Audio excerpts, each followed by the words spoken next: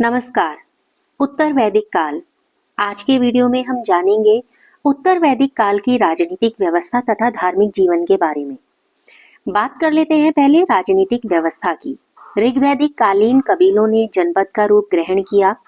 कुरु तथा पांचाल जनपद सबसे अधिक प्रसिद्ध थे।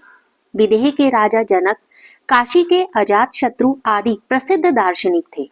सभा तथा समिति जैसी संस्थाओं का नियंत्रण कम हुआ और राजा या राजन अधिक शक्ति संपन्न होने लगे थे।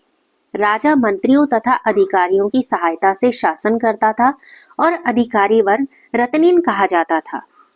राजा का पद वंशानुगत होने लगा। अथर्ववेद में राज्याभिषेक का उल्लेख मिलता है, जिसमें प्रजा द्वारा चुनाव की परंपरा कमजोर हुई ऐसा बताया गया है।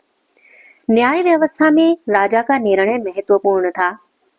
सामान्य मुकदमे घरेलू स्तर पर ही निपटाए जाते थे और छोटे न्यायालय ग्राम्य वादिन ये कहे जाते थे।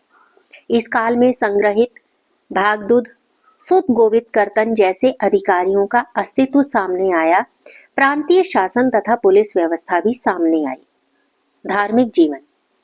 यज्ञ तथा बलि की पद्धति उत्तर वैदिक धर्म का मूल आधार बन गया। यज्ञ के साथ साथ कई अन्य अनुष्ठानों का भी प्रचलन शुरू हुआ, जिसमें पुरोहितों की भूमिका बहुत महत्वपूर्ण हो गई। इस काल में इंद्र के स्थान पर प्रजापति सबसे महत्वपूर्ण देवता हो गए थे। देवियों को भी देवकुल में जगह मिली। विष्णु को मनुष्य जाति के दुखों का अंत करने वाला मानकर महिमा मंडित किया गया। विभिन्न कर्मकांडों तथा अंधविश्वासों का विस्तार हुआ।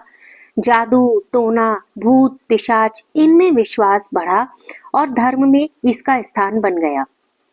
उत्तर वैदिक काल में प्रजापति, जो देवकुल में सृष्टि के निर्माता थे, को सर्वोच्च स्थान प्राप्त हो गया। उत्तर वैदिक काल में ही बहुदेववाद, वासुदेव संप्रदाय और षट दर्शनों का बीजारोपण हुआ। पूषण शूद्रों के देवता के रूप में प्रचलित थे और ऋग्वैद काल में वह पशुओं के देवता थे।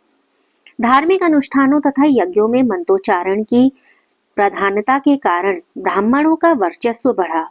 ब्रह्म, जीव, आत्मा दार्शनिक मतों पर ही चर्चा की जाने लगी थी। नमस्कार।